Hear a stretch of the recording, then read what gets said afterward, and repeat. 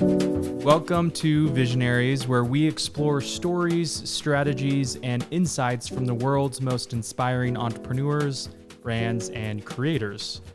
We're on a mission to help visionaries like you stand out and monetize their knowledge, influence, and message online, exploring topics like business, marketing, creativity, and personal development. Let's build your vision for a happier, more meaningful life, business, and community together.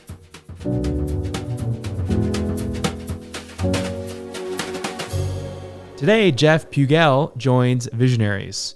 After 20 plus years in advertising and media sales, Jeff realized small businesses have been misled on what they need to know about growing their business. Jeff's mission is to accelerate profits and guarantee quantifiable return on investment from his hybrid marketing, coaching, consulting services. Unlike 99% of coaches and consultants out there, he's only too happy to guarantee an outcome of positive results as long as his clients put in the work. Well, Jeff, it's been a pleasure to have you on the show. Thanks for joining. Hey, it's great to be here. Yeah, so tell us a little bit more about your story and jumping into business and your journey. So, I really, if you want to put it, if you have to have like a starting point, you are here. It was 3 a.m. On a random night. Sometime it was I forget the exact number, but it was like 3 a.m. in March in 2018.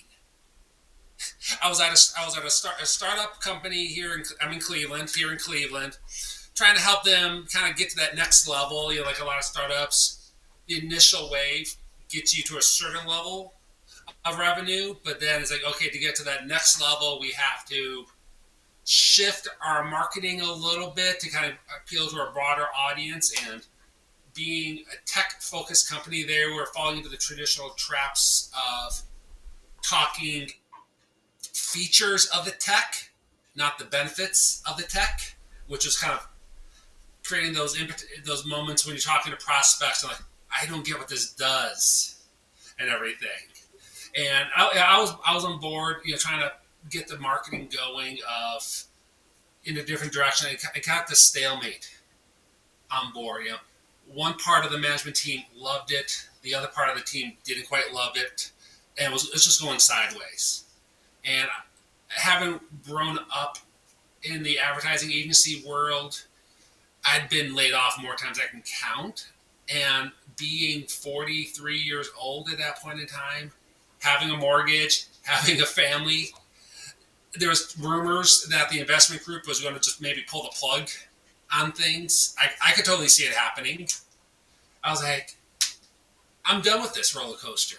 I'm done being like this, kind of like this, this pawn and everything. And that was the idea of what, for me, so getting that first step going into opening up my own company, which eventually, a few months later, became Ignition. And that really was like the founding impetus of Ignition, was to help similar small aspiring businesses, maybe a little bit beyond startup phase, get onto the right track with their marketing, with their positioning, with their business operations, so that they avoid that deadly plateau that always happens to every business, and have someone that's been through it help guide them through it so they can continue on that growth trajectory and not get stuck in that no man's land of that, that plateau between level 1 growth and level 2 growth, which so many early to mid-stage startups seem to get stuck at.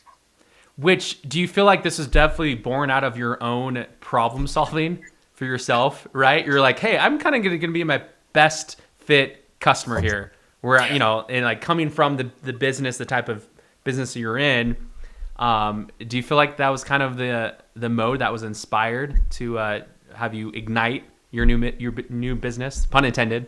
Yeah, I see where you went with that one. Yeah. Partially, I was always that type that try to solve problems. It's like, it's like the saying out there: if you're going to fail fast and fail forward. Just don't get stuck in this no man's land out there. And that was exactly what was happening. It was we were just running around in circles. And being a small business, if you're not moving forward, you might as well be moving backwards. And yeah, as part of it was, hey, life is too short to be Yeah. kind of stuck in neutral. So Well, I'm going to do the responsible thing. I'm going to quit, a nice paycheck job and open up my own business. And damn it, do it my way. and that's huge, and I feel like that is really at the core of what it means to be a visionary, is that you see a different future for yourself, for your family, for your business, for the community, right? And you want to create that future. So describe to us more what that looks like for you, what that vision looks like. Like, do you see a world where more small businesses can experience and have X, Y, or Z? Like, yeah, what does that vision look like? My, what I see is I think every small business could have it out there. The challenge is, do they want it? The biggest mode, and this is where I deal with a lot with my clients, and it's funny you asked about this because just late yesterday afternoon, I was onboarding a new client. And kind of in our first session, it's always more about, it's like first day of school orientation type of session, but spent about a good 15 minutes on mindset issues. And I'm not a mindset coach at all. I want to make that disclaimer. But I've been exposed to it enough to realize it has a profound impact. And it's like, there is no time to wallow. Things happen because they happen for a reason. It's all those type of things. And that's when I guess you come back to, visionaries, like helping other small business owners get through this. Because what I find is most of the people that open up a business, they are great at what they do. They came into the business because they had a better idea of doing something. It's the classic butcher, baker, candlestick maker analogy. They opened up a bakery because they were a great baker. But problem is, along the way, no one ever taught them how to operate their business, what it's going to take to run their business, what's it going to take to do marketing and sales in the business to get the cash flow going, which is the lifeblood of every business. And that's where now then a lot of these mindset issues start to creep into place. And it's, you realize, and I realized this early on, and this is probably one tip of advice is to have, you need someone that are kind of on your side as a good coach to help push you through all of these things. Because, when you're trying to grow a business, you're not going to see the forest of the trees because you're usually so nose to the grindstone and know what you're doing. You can't, you don't see what you don't see. Yeah. And that's it's like I found from talking to my own clients and being coached myself is you need that someone on the side constantly reminding you of the bigger picture here. You're at play, because the one interesting I found is, all the founders and owners I'm working with, they all have something bigger in play too. Usually it revolves around family and stuff like that, but it's still a bigger, grander vision than themselves, and they're just looking for that help to get there. And that was a big thing for me launching this is helping others get to where they want to go. Because to me, the best success I have is it's when you're seeing someone else succeed. Yeah. Out there. Yeah, I love that kind of message, Jeff. There's definitely power in helping others build what they want. And it creates a win-win, right? When you can help them win, then you're winning in return, whether it's a financial gain for your business or, in a service, a non-monetary gain, right? Like you kind of win in your character building and in how you're going out of your way to serve others. Well, and with these ideas, like you talk about, these roadblocks related maybe to mindset and other areas, like what do you find within mindset are some of those biggest roadblocks that these types of business owners have who, once they break through, then they can see true breakthroughs? What do some of those issues look like? Here's the number one issue. It's pricing. Believe it or not, it's the money object. That's the biggest thing. That's the boogeyman out there. And to get them to realize money is not, because we've all been taught at an early age. You don't talk about money. You teach your kids, don't talk about what your mom and dad make to other kids and stuff like that. It's one of those voodoo. It's huge. Yeah. It's like people will talk about tons of other personal details in their lives, but you start talking about money, and they clam up really fast. Yeah, and that's a huge thing people need to eliminate. I mean, I just think of when I was in corporate, I worked for a massive global corporation, Mhm. and it was hush hush around like what you made, what even if you're on the same like management level, Yeah, and because a big part of it, it felt competitive, yeah. like oh man, that person, why are they making more than me? There's a lot of reasons, but keep going. I like where this is Yeah. going. Yes. So here's the thing. Money in business is the lifeblood of everything. It's cash flow.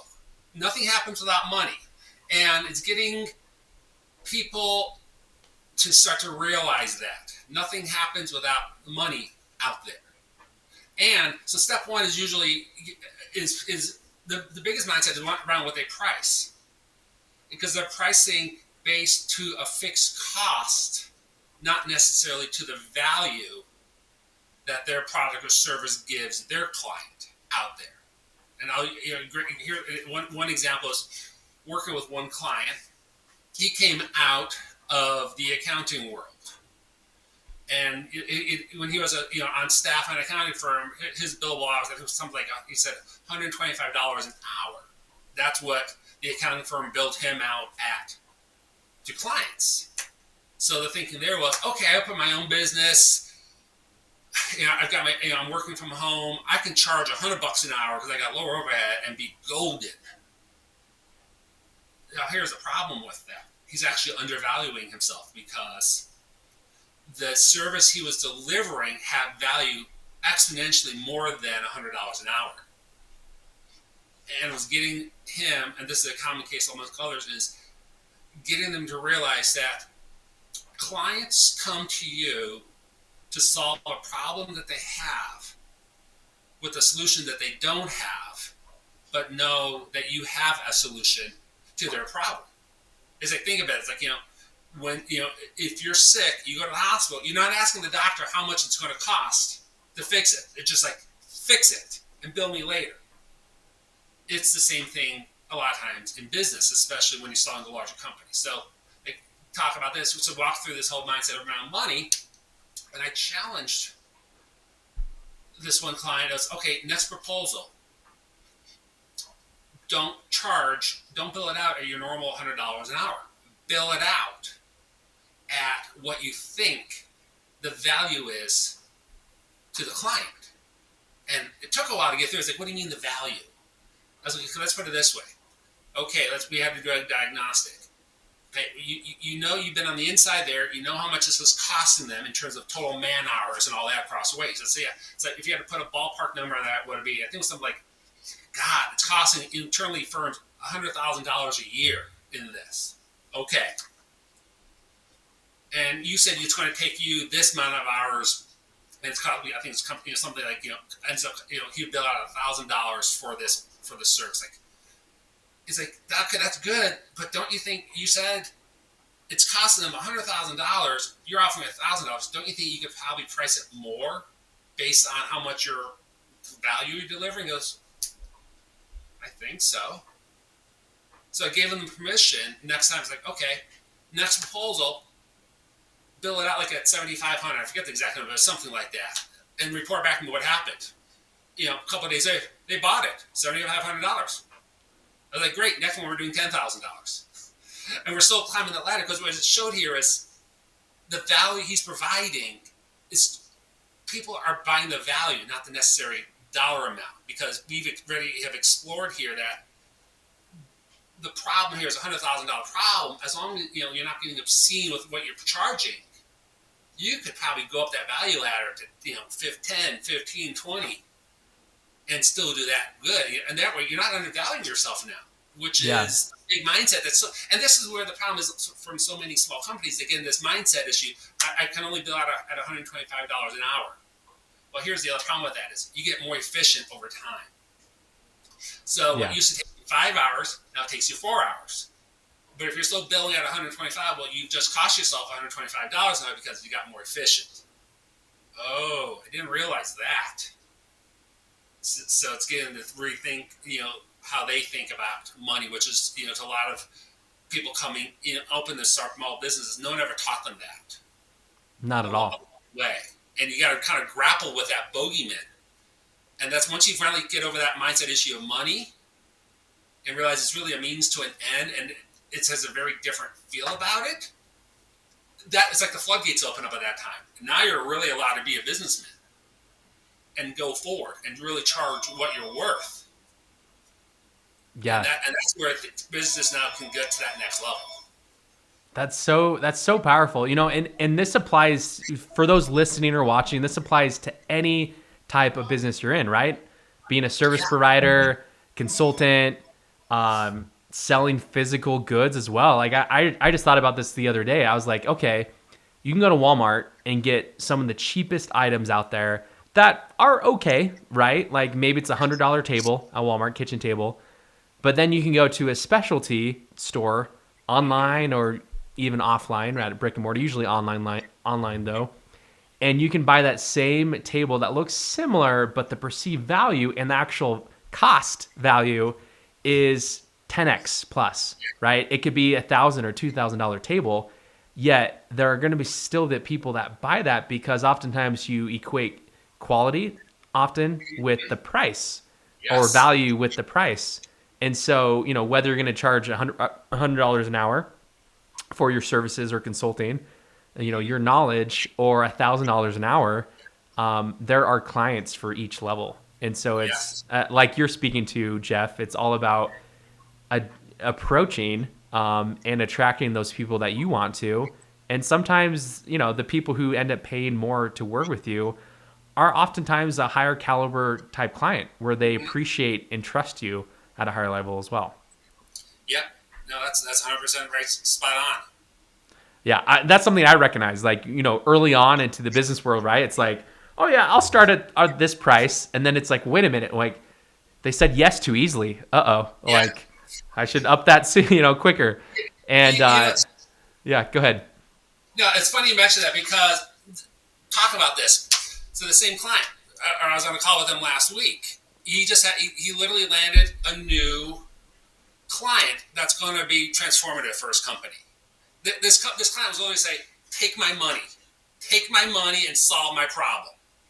It was literally like I couldn't believe it. It's finally happening. But then the follow-up thing was, and I just had to pull up the email here, as saying is like, with that, we need to start thinking about having a package for a client where money is no object, because that client is trying to buy something else out there. There's going to be those companies where price is no object. That's why you have this. I think you look at some of these law firms where some lawyers charge $1,000 an hour on top of a $10,000 monthly retainer, and these corporations like, I don't care, I'm paying it.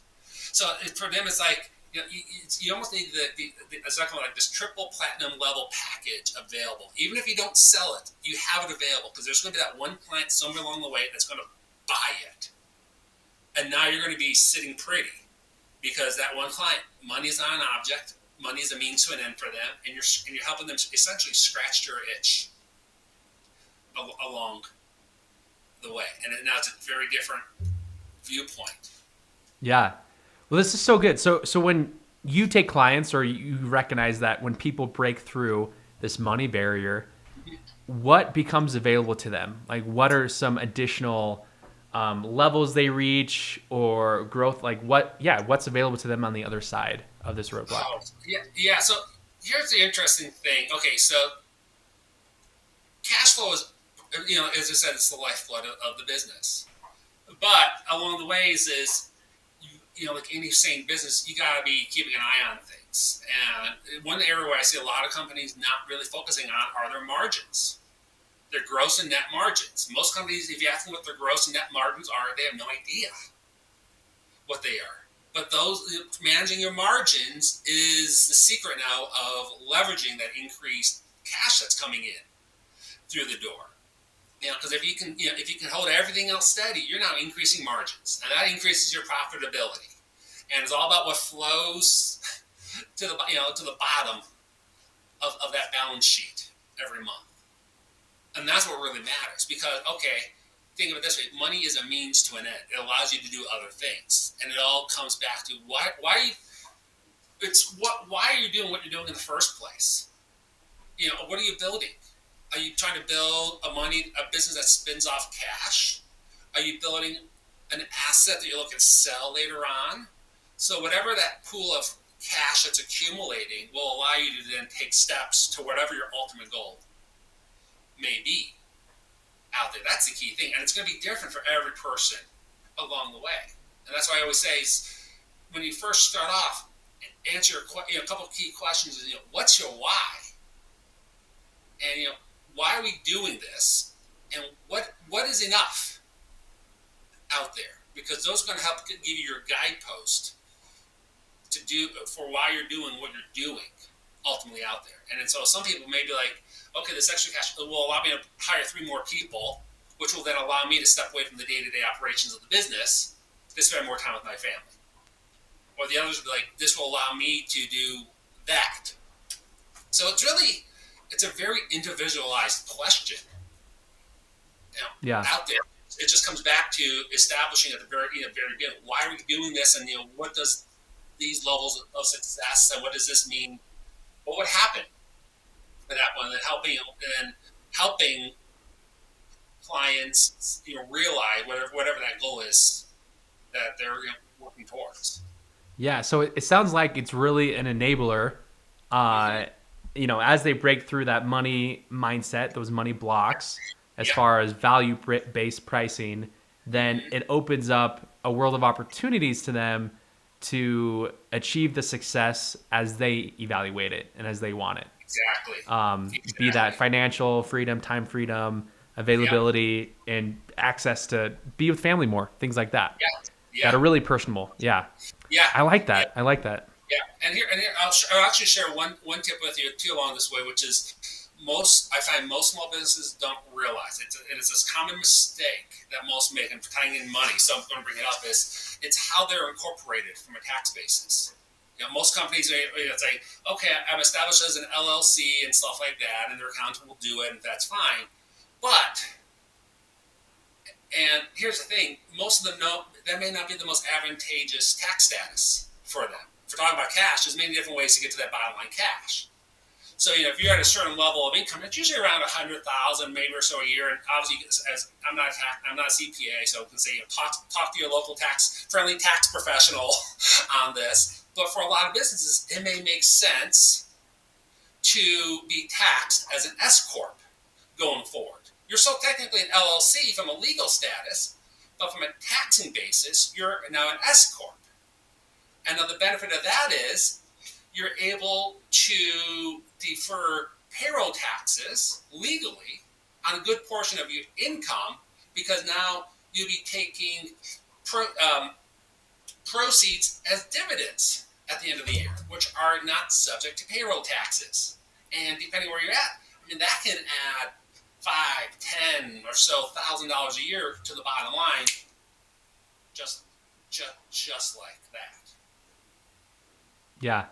And it's those little tips that really can change the profitability, but the outcome of what you want out of your business. Because this is something I recognize. I've actually around the same timeline as you. I left my previous employer in 2018, and with that, like the amount of growth I've had personally and professionally, and recognize the importance that the business we're building as entrepreneurs is meant to fuel our own life and lifestyles and support us and not us the other way around, which sometimes, especially as business owners and entrepreneurs, we get so chained to our business that it's hard for us to break away and actually create that autonomy that part of us are motivated by in getting into our own business.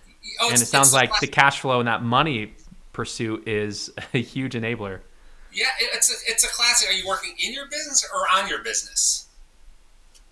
That's, I think, what you just kind of summed up. It's, where are you at? Are you in or on? Working in or on? And then realizing where are we trying to ultimately get to at this? And I think that's what I would say is advice that I kind of tell myself early on. And, someone else asked me, hey, what's that one bit of advice that, older Jeff would tell younger Jeff out there? And it would be, essentially get the help early on, because it's like, if you're golfing a new golf course for the first time, you might get a caddy because they know the course. They're going to tell you, hit the ball over there, not over there. Or if you're climbing Mount Everest, you always get a Sherpa because they've ascended the peak dozens of times before.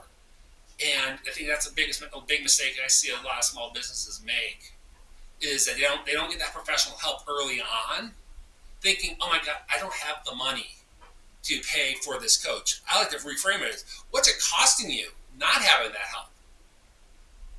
What's it costing you for you to now make this mistake on your own, not in terms of time, but money, that if you had just paid a professional, that probably could have helped you avoid that, and you could be, I don't know, 3, 6, 9 months further down the road than where you are today.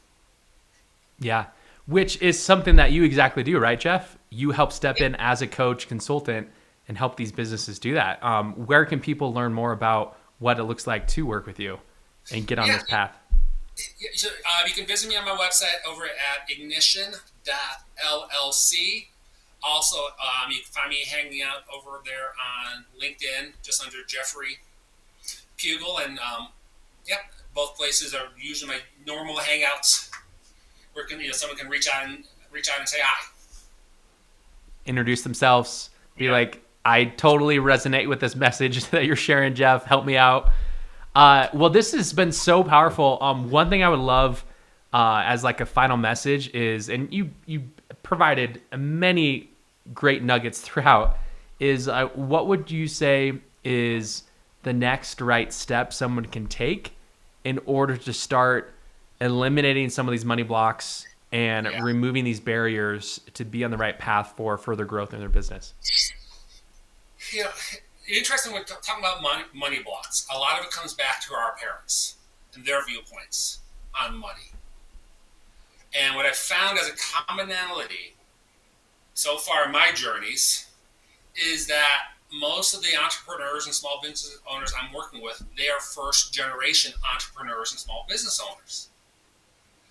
Their parents probably had a corporate job their entire life. So that their parents don't understand at all the concept of working for yourself, and therefore talk about money and this and that and all goes with it. So just really coming to grips with that and realizing you're on a new path now. And that money is really, it's not, to parents, it was that was the scorecard. How much we have in our bank account, how much we've saved for retirement. Whereas if you're running a business, any CEO, any CFO will tell you it's essentially your scorecard, and it's a lifeblood that helps the business grow. So it takes on a very different perspective of what money is, and therefore, you just gotta let go of those, whatever those money stigmas are that you probably been ingrained as you as a kid growing up with parents. Probably, I think we've all been there, and just it's a different outlook on things. Mom and dad probably aren't going to align with it, but I'm walking my path, and to get to where I want to go, I need a new viewpoint on money. It's not the bugaboo. It's not this private topic that we don't talk about, because without money, nothing happens. So you just gotta address the elephant in the middle of the room. That's the biggest hurdle just to get over, is shedding that baggage that most of us come to the table with. Yeah, getting to the root of the core problem and unpacking that. Mm-hmm. Yeah, that's so good. And I, as you're saying that, I'm immediately thinking about and evaluating my own experience too. Like, I can relate to that. Definitely in that mode where I had my dad come, baby boomer, corporate structure, and in that mode. And so that totally resonates. And there can be a lot of positive aspects that are inserted around like how you think about money, but also ones that need unpacking and to figure out like, why is this influenced the way I think? So Jeff, this has been so good. I'm so grateful that you've shared all of this wisdom and this knowledge, and definitely again, in the show notes and information down below, we will share resources and information all about Jeff and what he has to provide and how he can help you out. Right. Well, thank you again for having me. I had a great time here. Yeah, likewise. Thanks.